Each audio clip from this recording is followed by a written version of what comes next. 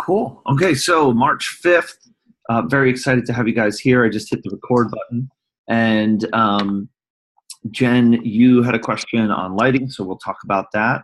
But before we get too far into those things, maybe we'll just do a status update.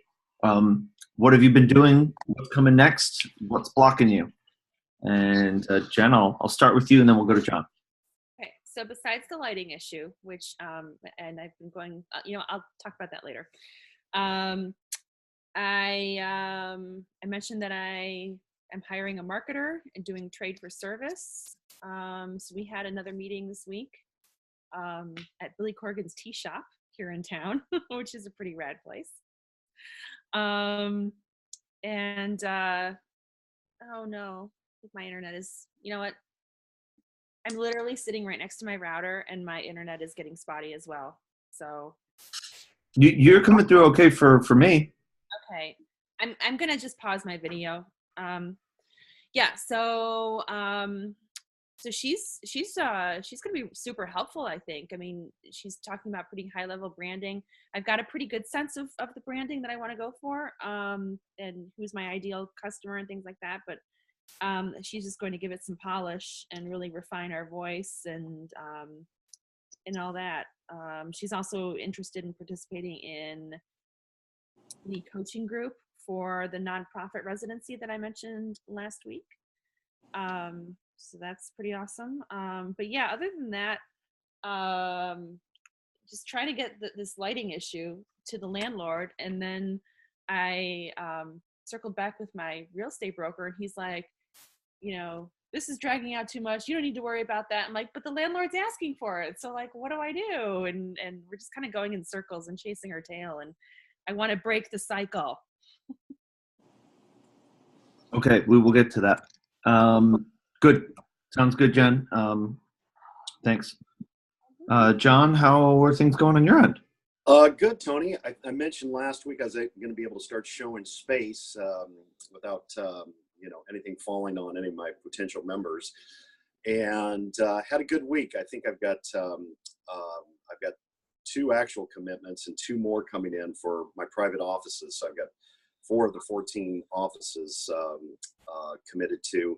And then one of my members who's taken a double office, he's also buying 5 open memberships. So I want to just have that momentum continue.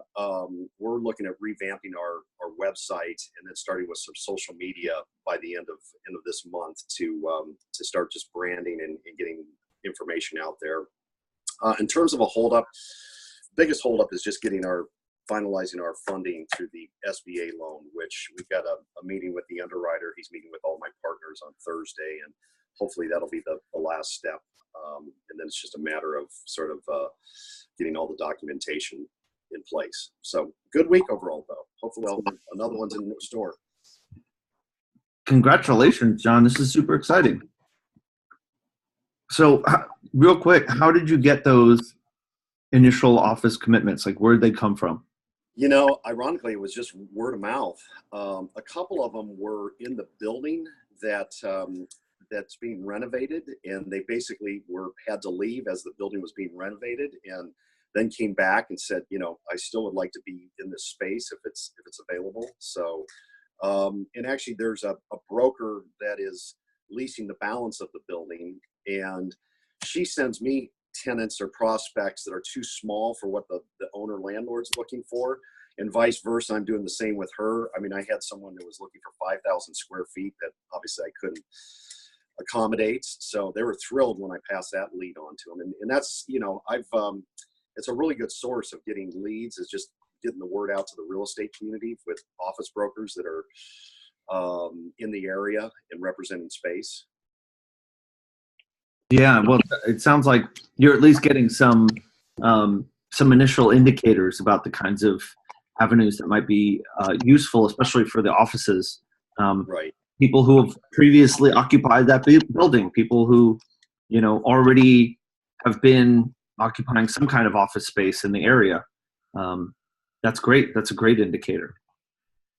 Fortunate in a way that this area of Charlotte that I'm in is There's probably 2 to 3 million square feet of office space already, but there's very few offices that offer anything under 1,000 square feet. So it's a niche that, you know, I'm excited about just because no one else is in that place.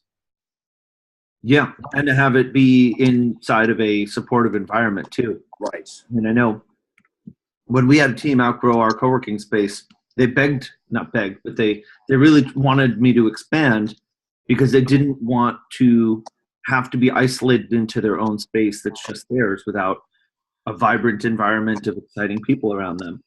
And so being able to locate your business inside of that kind of environment gives you a huge edge over just, you know, rent a rectangle of space somewhere. Right. So awesome. Okay, cool. And Mike, how are things going on your end? Going good, Tony. We're just kind of, you know, still trying to grow membership. I mean, I think that's where we're at to kind of get to our critical mass where, you know, we're at a good point with it. Had some good meetings with some of our current members just in terms of the space and like reconfiguring it. And one of the things we're working on is try and get some more members, but also help the small business community is doing kind of a social media for your small business series, kind of a go back to school, and doing one on Facebook, one on LinkedIn, and then one on Instagram. And then the final one will be on Google and how to maximize Google local for your business. So the hope is, you know, some more meetups coming through the space, get people to see what it is. Because I think that's where a lot of people are at right now. You know what I mean? So just still just building awareness of the space. So. Okay, so event programming being a focus when you're thinking about that.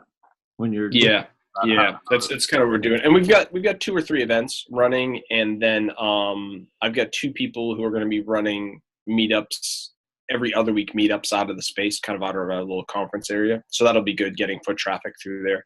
So I think it's good. It's just you know, getting to that point where we've got enough paying members where I can focus my efforts a little bit more on some other development areas. So I think that's kind of where we're at right now.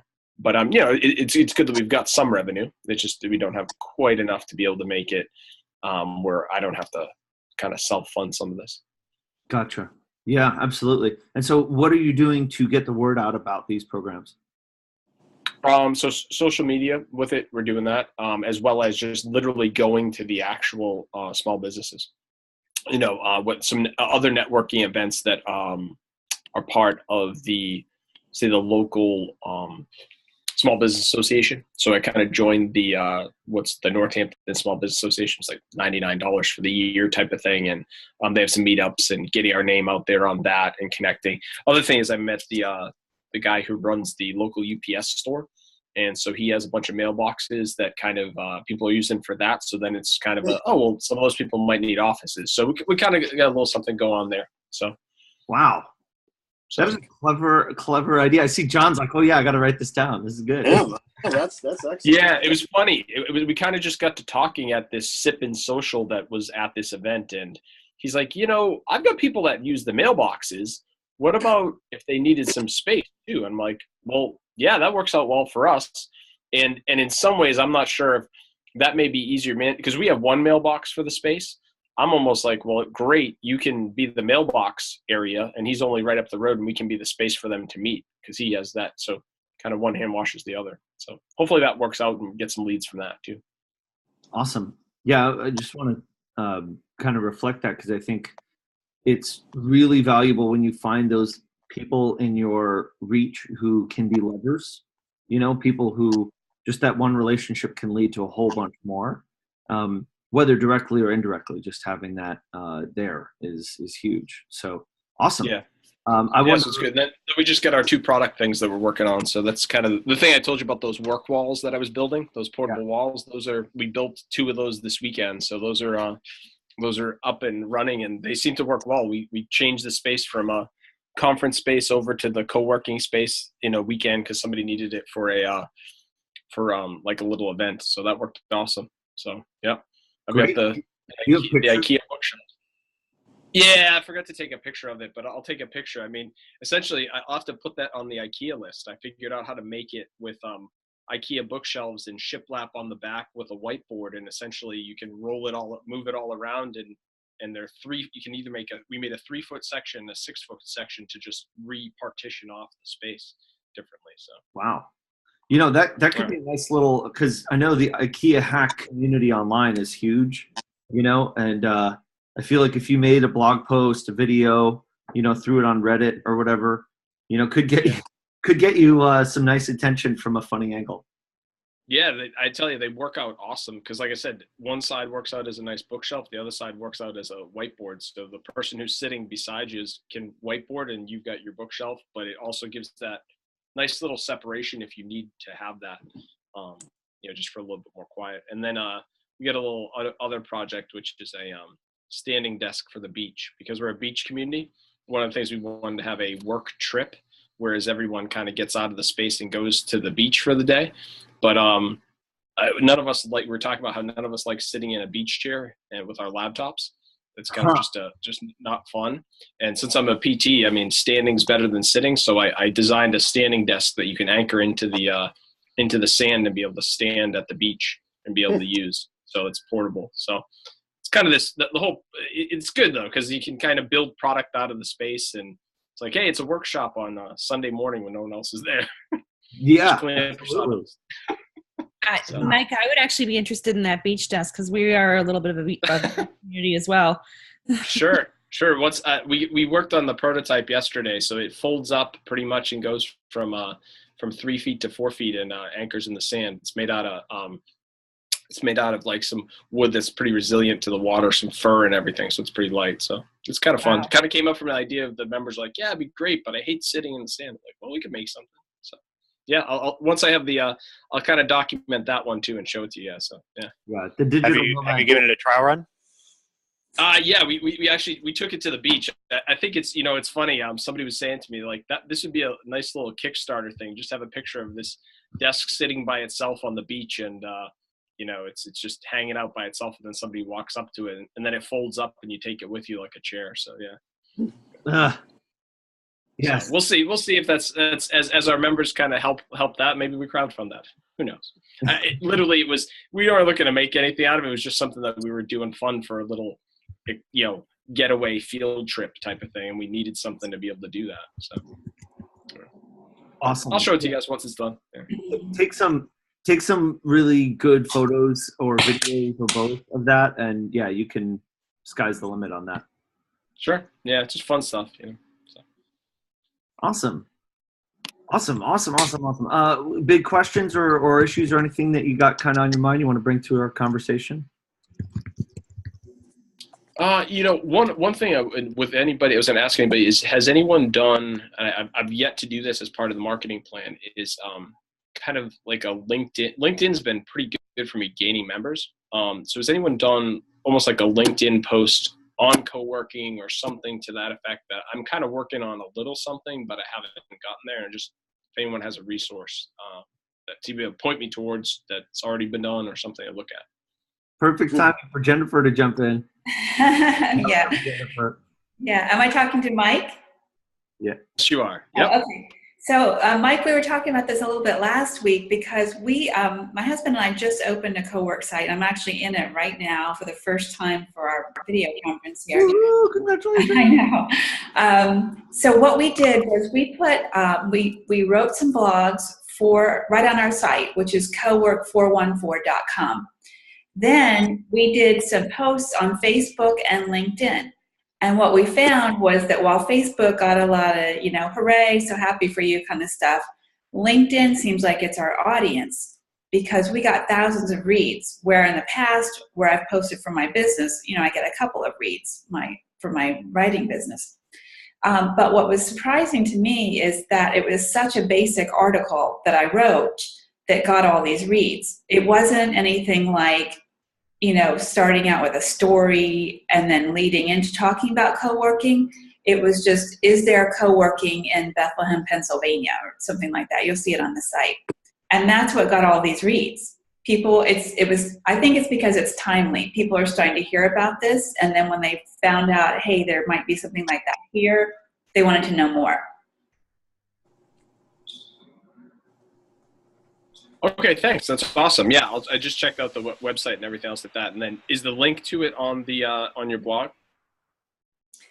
The link to it is one of the blog items. Oh, okay, it's one of the blog items. Got it. Yeah, it's Perfect. one of the Thanks first very much. ones. I think it might even be the very first one that I put on there. So you go down to the bottom of the page on the blog page. Perfect. Thank you so much. Awesome. So I've got a super basic question because out of all the things that I've done a lot of, really content building and delivery isn't one of them.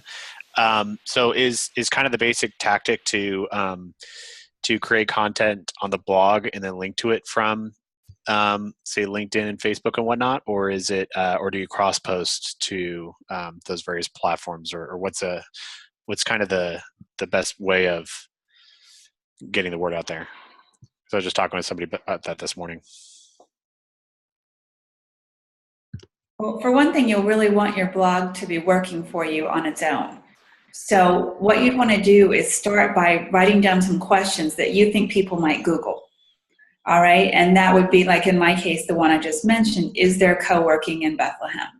So write other things like that, and then include that very same wording in the title and in the first paragraph and the last paragraph and maybe a subheading. And then you can start to show up when people actually Google those things. So you could create several posts like that, try to make them interesting, of course, and then post them, any of the places that you normally post. Okay. Got it. You can also, if you're up and running right now, you could interview somebody there who's co-working and get some great material that way, or tell the story about how somebody made their way to you with their permission, of course. Yeah, it's a great idea. Awesome. Thank you. All right, awesome. We're just diving right into it. And Justin, do you want to just kind of give us a quick update on how things have been going on your end? Yeah. So we started accepting memberships a couple weeks ago. Unfortunately, I sent out an email blast on like Monday that we were opening up memberships, and then I think it was Tuesday we had a family emergency and I was out of town all week, so kind of a slow start, and been playing catch up last week, so kind of getting back into things, but we have Kernville Co-work coffee mugs. Whoa, which are nice awesome mugs. That makes it feel kind of real, like we've got our own mugs, so now we've got a co-working space. And getting the word out is the word is really spreading around the community, especially in the business community. A lot of our local businesses are getting really fired up about it, and I've got some meetings with some of the adventure companies, which was something I was speaking with you about, I think, a couple weeks ago.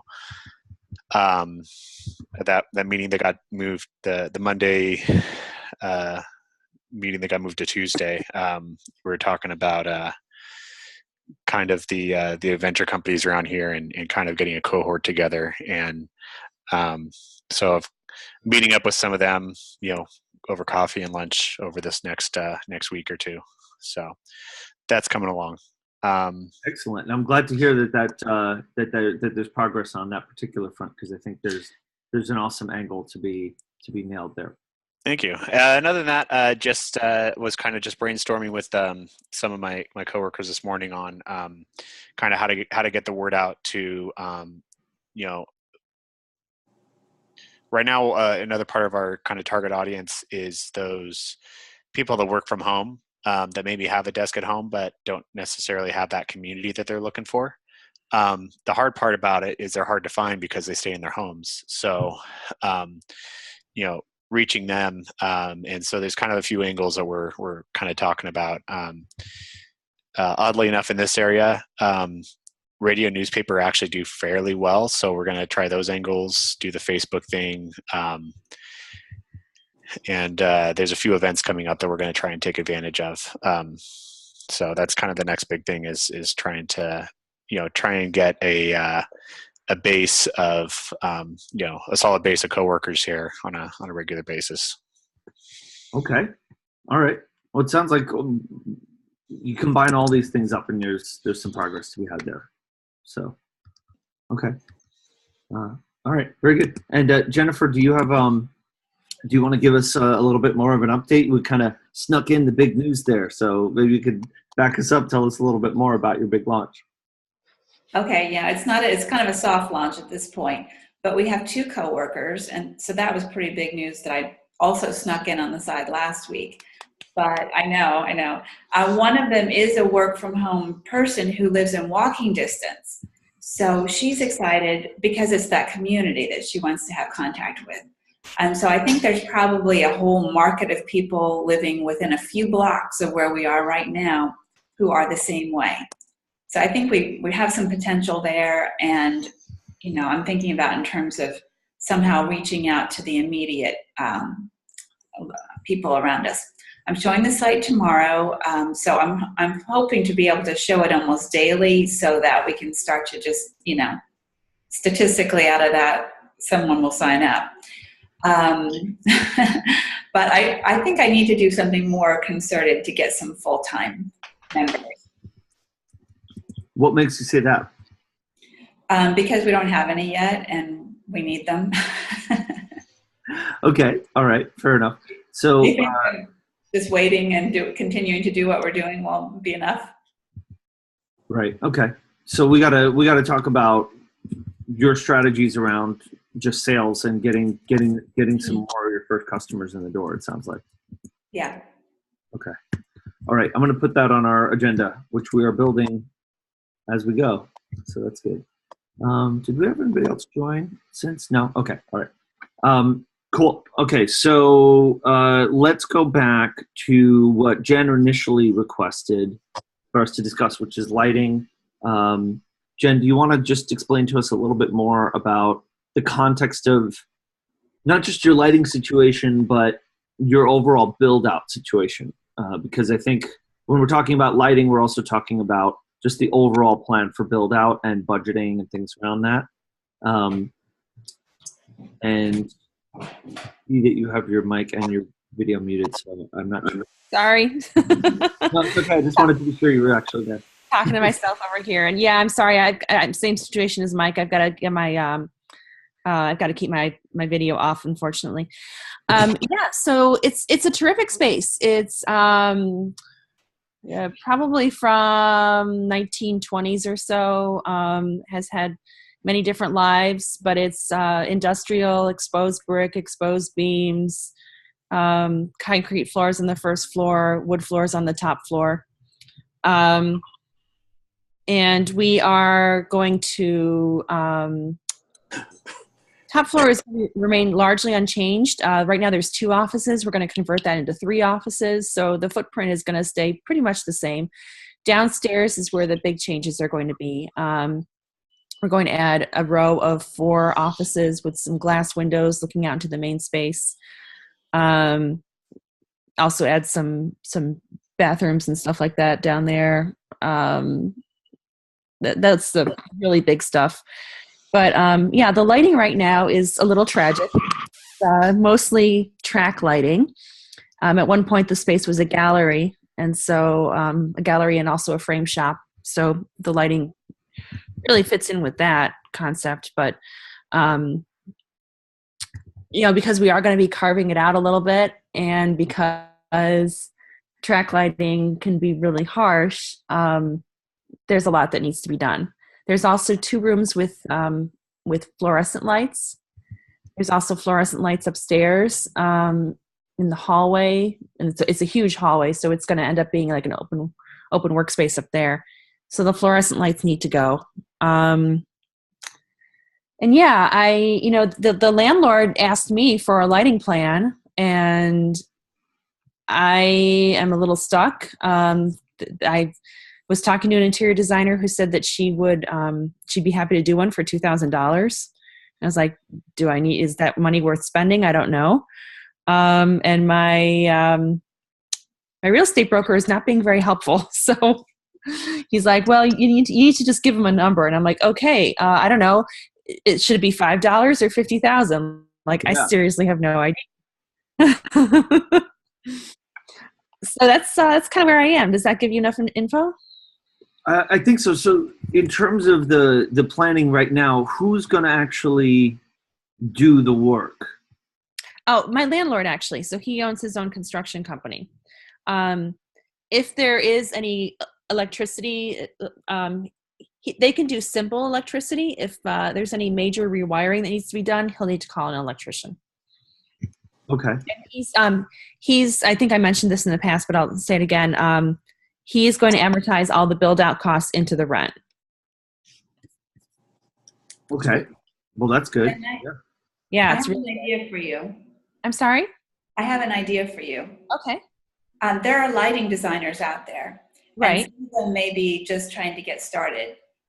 So one possibility would be to find one of them who's maybe working from home or trying to get a foothold or that kind of thing, and then reaching out to them and asking if they would be interested in bartering a lighting plan for conference room time or workspace or something like that. Or an architect who's working from home. Oh, I've already got an architect. Oh, can your architect do these things? That He- should be within their realm. I don't know. He's been super slow on stuff, and I'm just, I don't know. The email I got from the broker this morning, it was like, come on, you're dragging this out, and I'm like, dude, I'm not dragging it out. Like, the landlord's asking me questions, I'm trying to answer them. So I don't know. I'm feeling a little frustrated this morning. You can probably hear it in my voice, but yeah, so it seems like he just wants me to give the landlord a number. It's like one of those like super like reductionist things that sounds like they're trying to make it easy when it's really not. Like, just give me a number. Like, well, sure, I can give you a number that I just made up in my head, but I'm not a lighting expert. How am I supposed to give you a number? That is exactly what I've been saying to them. Yep. Hey, Jen, I might be able to offer a suggestion. You probably have a lighting supply company. You're in Fort Collins, is that correct? No, I'm in the Chicago suburbs. Oh, Chicago. Well, Chicago, then you got plenty of resources. You could even go down to the design center, and I'm sure there's to the trade lighting suppliers. Mm-hmm. But I had a friend that was in that business for years, and they would do lighting plans, depending on the scale of the job. And that was sort of free if you were to buy their lighting directly from them. Yeah. I mean, a designer can do it, but I don't think you need to spend that type of money. If you're working with an architect, that should be part of their plans if they're doing the build out. I mean, if they're designing the space for you, that lighting is key. The one thing you did say that you're fortunate, if this was a frame shop, it probably was wired to accommodate a lot of lighting. So you're probably not going to have to add any more circuits. They're probably already existing. You might have to rewire some of those, but yes, I would just start with find out who like Lightalier is a great brand of lighting. I know they have a presence in Chicago, and just find out who the local supply shop is and see if they'll do a lighting plan for you. You said it's called Lightalier? Lightalier, yes. Okay, I'll check that out. Yeah, they've been around for a long time. Yeah, I was going to kind of echo what John was saying. I'm a little surprised that it's not already been kind of accounted for since all this other work's getting done. So I like the direction that you're going with that, John. It might mean managing your architect a little bit more. Yeah, that's a good point.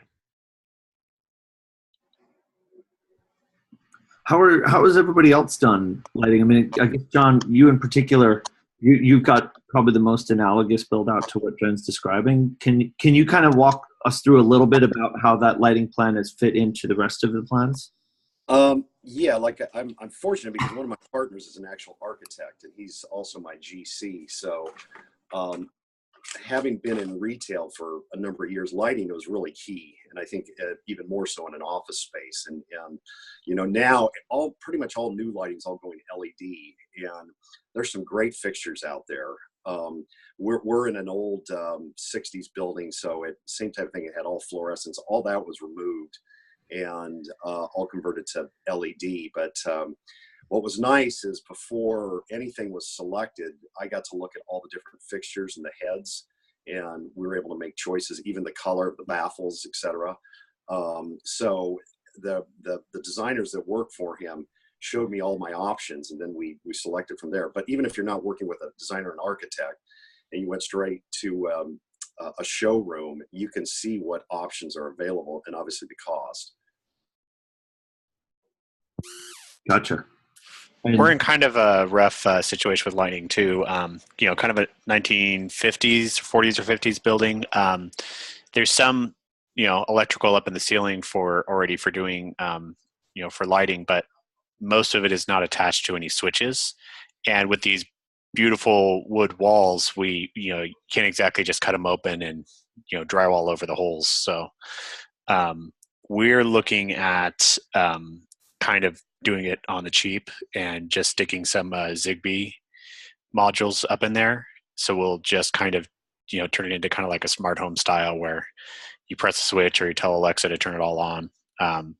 And that's just kind of our way of trying to avoid having to pay an electrician to run a whole bunch of switches and stuff everywhere. And just do it kind of just ultra cheap. That's kind of how we've been doing our whole build out, though. We're kind of in this area. I think you can get away with doing a slightly less than professional build and have it still look nice and have people like it. Yeah, it's tough because it's expensive. Lighting is one of those things. It's just mind-boggling how expensive it can get if you let it. And so then you have to kind of balance, well, how much do I want to trade off professionalism and really looking refined versus not blowing up the budget? Which is why I think it's such an important thing to keep it within the conversation of the overall build-out. Because I know when I did this, we had a conversation with the contractor about, you know, okay, we've got all these different options of things that need to happen. And we quickly identified some major pieces that we could decide whether we could invest a lot more in this piece or this piece or this piece. And then we had to kind of figure out, well, based on the money that we have, we can afford to do this but not that, or this but not that, right? And so then that allowed us to decide, well, you know, we're going to invest more in these particular things and less in these other things. So I feel like it has to be all kind of discussed in one build out conversation shot. And then of course that gives you sales goals too, to say, okay, well, we really want to try to get another 10K together to make the lighting better or whatever it is. Now you know what you need to do in terms of, you know, pre-selling sponsorships or things like that. Jen, Yeah. I see you chatted us. Oh yeah, I'm sorry, I was trying to find a picture and my internet connection like finally allowed me to do it. Wow, I like that. Thank you. So I just have a quick question. I'm seeing a lot of like concrete and brick, and then I see that foosball table in the middle. Does that get really loud? I have no idea. It's not mine. This is a picture I took when the previous tenant was in there. And how much of this lighting is there now? It's all there right now. So this back wall, you can see kind of like there's a whiteboard. There's like a bunch of pictures. There's going to be a row of 10 by 10 offices in the back there, with glass walls facing out. So it's going to feel really open. And then the remainder of the space is going to be for co-working, and there's going to be some bathrooms carved out over on the side where you can kind of see on the right side where it says like Web 2. Over on the left, you can see a door with a guy standing in front of it. That's the reception area. To the right of that, you can just make out a potted plant, and there's a conference room area in there. So that's like half of the first floor. Gotcha. And so who's doing the build out? Who's doing those offices? The landlord. Okay. And that's going to be a pretty simple, just, you know, frame and drywall, and then we'll probably do like a wood frame and glass for the fronts of the office. Yeah. Okay. Because I'm just thinking, like, I'd almost want to know, you know, considering we're already like the walls and the doors and these other things are kind of, there's kind of a stock way to do it. I'd be curious to know, well, what's analogous for the lighting that's been done in similar circumstances in the past, because the lighting out here looks great. I don't know. I dig the lighting at I mean, you could probably make some tweaks, based on what your, specific situation is going to be when the desks are rearranged, things like that. But I think the biggest issue is just going to be inside those offices, since the lighting needs are obviously going to be different there once there's walls. Right. But that's a lot more contained. It's just those specific smaller spaces. And I feel like we can work with that a little bit more. I mean, a lot of times it's just, okay, well, we got a room and then there's a fixture, or there's maybe 2 fixtures in the ceiling, and that's it. You're done. So I don't know. I feel like there should be a pretty standard way of approaching that. If you decide that you do want to mostly keep the rest of the lighting the same, or just like not totally throw it out. Yeah, I mean, I don't think we'll like rip down the track lighting. I think that we'll probably reorient them, maybe replace some of those fixtures with some pendants or something. I don't know. Lighting is just not my forte. Tracks is awesome though. Like, these are beautiful tracks, and I think it gives the space a lot of character, which is cool. Yeah. And well, I guess I'm wondering, because I know you had posted about this in the main co-working Google group as well, and you got some feedback on it from Alex and from a couple other folks. Did you get a clear sense from that conversation how to maybe try to redirect some of the lighting upward so that you get a little bit more of a glow in the space? Yeah. Angel actually mentioned that. So that is kind of what I've been thinking about as well. I don't know if it would get swallowed up because the ceiling is kind of dark. Maybe it would, maybe it wouldn't. I don't know. But I don't think that, like I said, I don't think we need to completely rip out the track. No. Yeah, I would keep as much of it as possible. I mean, it's beautiful. You could do something with it, even if you put other lighting in. It's nice. Yeah. Exactly. Okay, so what's the next step? How are you distilling all of this? Are we getting you to where you need to go? I don't know. I think maybe I need to circle back with my architect, and ask him for a ballpark idea. Just tell him some of what I've said here. Let's keep the track lights. Maybe switch out a few fixtures. It's going to be more of an issue in what I call the cafe area, and the upstairs, because that's where we have the unfortunate fluorescent lights. And like you said, lighting the new offices, which right now don't exist. Yeah, so I would focus in on that and just try to get the architect to give their recommendations, or like their story a little bit about what's normal for them, and what options. Okay, so like, this is what a boring office would do. What are we going to do a little bit different? Right. Jen, did you sign a contract with your architect? No. Oh. Did he give you like a proposal with the scope of work that he'd be doing? That is an excellent question. One that I should really know the answer to. I will have to go back and look at that. He sent me like a basic one, and then we were going to refine it, and then stuff came up. I mean, he's basically just been doing work for me for free with no contract, which is really nice of him. I don't plan to leave him high and dry, but there's nothing on paper really between us. I was just saying, if there was a proposal, it probably would have spelled out what he was going to be doing. And I would think that the lighting plan would have been part of that, or, maybe it's just a question you need to go back to him and ask. Yeah, I think so. So. I think that's a good next step. Just get that dialogue going, and it's gonna get a lot easier once that conversation gets had, I think. Okay. Please keep us posted. We can certainly continue to evolve it once we get a little more info, I think. Okay. we also, one of the things that I heard get brought up, which I think is important, is around handling the unexpected situations that come up in life, particularly at inconvenient moments. I think, Justin, you were describing a situation around that. And yeah, and the importance of the support system as well in mitigating some of those things. So I was wondering if, Justin, I don't want, you don't need to go like too much into the specifics, but I'm just curious, what kind of a response did you get to the initial email that you sent out, recruiting members and how has it been kind of handling the disruption in the interim period?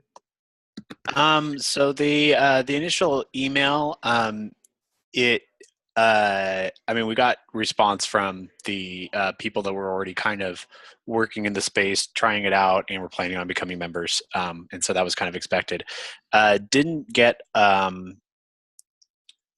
lot of movement from that, but I think, I'm still working on kind of growing that email list and growing subscribers and all that. So as far as the response to the disruption, I've got a couple of members here already that have been working. They've mostly been part-time, but one of them tends to come in a bit earlier than me, and one of them tends to stay a lot later than I do. And so both of them have been given keys because I've known them for a long time and they're trustworthy. And both of them stepped up and said, hey, you've put out the email, you've got the sign up, you're open for business, so we'll open up and close down shop in the week while you're gone, in case anybody wants to come in and check out the space and look at it and all that. So, it's really nice. It was really nice to have that that backing from our co-working community, as small as it is right now, to say, hey, we've got your back, and even though that they're not being compensated in any way for it, that they were willing to help out because they want to see the community grow too. So that was after especially with trying to kind of take everything on your own shoulders, it's really neat to as bad as it is to be in a situation where I don't have any control, and to see that the community is willing to step up and help out was really rewarding. Yeah, it's a huge win, man. I mean, this is exactly what you want to be able to have happen is when you encounter a tough situation, that members of your community step up. And, that's a kudos to you for recruiting their help, and to them for stepping up and doing more than just sitting there and consuming. So that's great. And then how did the experience go for you? I mean, now I guess you're getting kind of caught up now. Yeah, we're getting fairly. Getting caught up and getting back to the point where I need to start thinking strategically again. There's a few just kind of tactical things like wrapping up the lighting stuff and getting some more stuff ordered and kind of filling out the space a little more. But really, it's time to kind of buckle down again, get strategic about kind of the sales and recruiting members and stuff like that. And probably that would include kind of leaning on my members a little bit, the few members I have, kind of leaning on them a little more and allowing them to help out when they offer. Yeah, something I'm not very good at. Even even if you make it kind of a regular practice, whether it's through an email or a standing lunch meeting once a week or whatever, where you have some sense of, this is when I'm going to make myself accountable to the community to check in, and also to identify invitations to ask for help. It could probably go a long way just to have some kind of regular thing, even if it's I don't know, a coffee thing, or could be donuts in the kitchen at 9:15 on every Monday or whatever it is. But if you create a little bit of a feedback loop for yourself, that accountability loop is really important. You need to have something like that in place that's that's outside of you.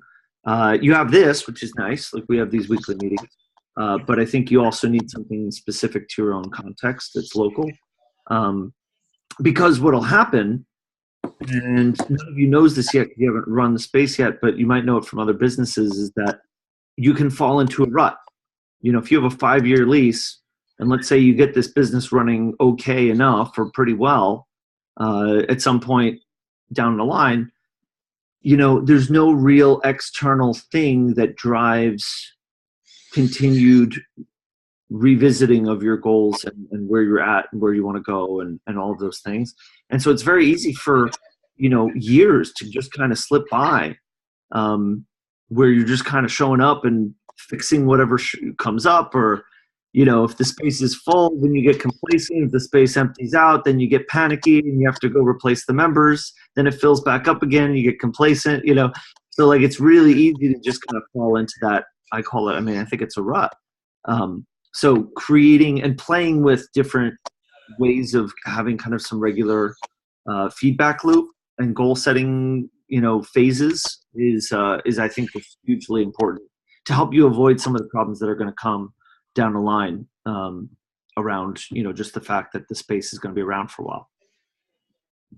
Yeah, that's really good. That's good feedback and advice. Thank you. I'll work on that. Okay, fair enough. Sorry, I didn't do that at you. No, that's good stuff. Did you already have anything like that in place, or maybe does anybody on the call have anything like that in place in terms of a business they run, or even personal family stuff, that kind of thing?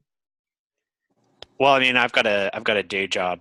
I work for Salesforce, and so as part of my day job, we have weekly stand-ups and all that. So that kind of thing is something I'm very accustomed to in my day job, and I tend to forget the importance of it outside of that.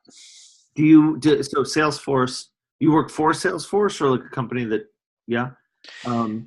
So they have quarterly goals, they have an annual prospectus. Does that ever kind of feed through you, or not just the weekly stand-up, or some maybe even larger construct in play?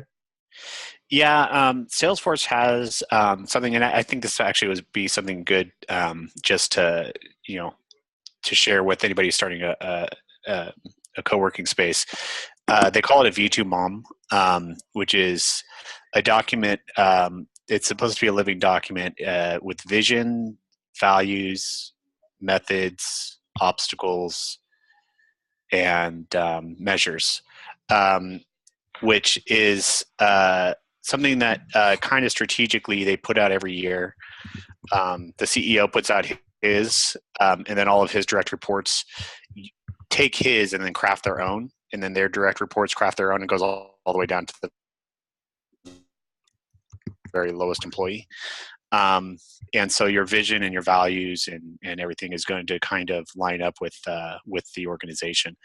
I found that to be a very, very helpful exercise when we were kind of crafting the idea for this cowork, was figuring out what are the values, what's the vision of this cowork, what are the values that are important.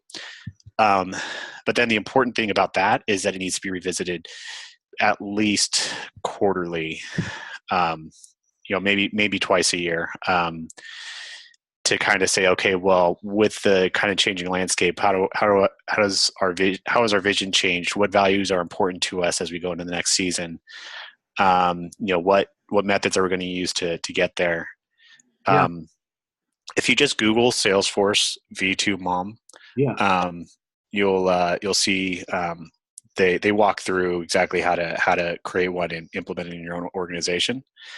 But for us, not only has that been kind of a guiding light as we've been making decisions, it's really helpful when doing a pitch or something. I throw those values right into the pitch deck and say, hey, this is what we're all about. This is what's important to us. And so rather than being focused on members and on like gaining members and numbers and sales and stuff like that, we can say, number one is our community. And so any decisions we make, it has to be about, pushing one of our values or our vision. So I think something like that, and then kind of tying that into kind of an accountability loop, I think is probably the next logical step there.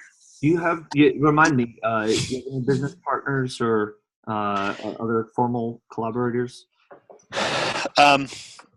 No, not at the moment. We've I've got a group of people that have really kind of helped craft the vision and the goals as we've been getting started. But yeah, as far as the actual space goes right now, it's me and my wife at the moment. Gotcha. Okay, so you got your wife on board. That's good. Yeah, that's an amazing accountability partner possibility.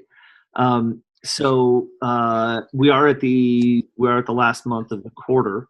So I'm even picturing, and I think this could be super valuable, and I should do this too, actually, for New York Cities, is treat the people who are your customers, or at the very least, you're in, if you have a big inner circle, then you can do that. But if you don't, then just your members, like their shareholders, or like they're even kind of informal advisory board members, and do like a little V2MOM, do like a little state of the business, and then you can set some quarterly goals, things like that. And you can schedule you could schedule these meetings for years out, because it's just, it's 4 meetings a year. It's the last Thursday of the quarter, or whatever, you just kind of set it. But at the very least, you could set the next 3 meetings or whatever for the rest of 2018. And then it's on the calendar. It's a nice, safe container for people to offer their feedback and their support. But even regardless of any of that, it just forces you to get your act together enough to have a plan that you have to present to people you respect on an ongoing basis. Which, yeah, I wish I had done that running my space, and I'm realizing I ought to do that running this little community. So thanks for the reminder. Yeah. So I shared the doc. If feel free to take it and play with it and change it for your own needs. But this is kind of what we put together before we even created our email list or started looking for space or anything like that. As we created this, and we tweaked it a few times already, and it's something that needs to, I think, be a living document, not just something where you say, okay, here's our vision statement, and then it gets put away in a drawer. Yeah. I'm really trying to make a concerted effort to kind of make this the center of what the co-working space is going to be. In fact, the vision and the values are probably going to get posted in a very prominent place somewhere in the co-work. I like that. And it's funny, people respond to that stuff. I feel like there's so much going on that just doesn't even bother to try to have that sense of purpose beyond just making money, or if they do, they really don't ever articulate it. So just stating that you have vision and values and putting them somewhere prominent, I've noticed that really helps people to connect to what I'm doing and feel a sense of like, oh, there's a pulse here, there's something interesting going on, and that makes people, I think, more inclined to be a part of what you're doing. So it's funny, this last link, I'm just link spamming you guys, apologize, is from Trailhead, which is actually the product that I build during my day job. But it's a learning system, but has a little learning module you can go through there if you want to learn how to go through the same exercise. Yeah, I'd love to see it. Is that, that's what you just put in the chat? Yeah, that's the third link. Got it. The last link. Cool. Very good. Oh, this is great. I'm just wondering if it would be useful to put this in the toolkit. Your example. I'm fine with that, if you feel like it's helpful. Cool. If so, I'd probably maybe stick those last 2 links at the top of the dock or something so people understand what it is. Yeah, for context. Yeah. Okay. Yeah, I think it helps a lot. I mean, a lot of times people are just planning their business model, and you need to be able to have some of these pieces in place too. So I like it. All right, cool.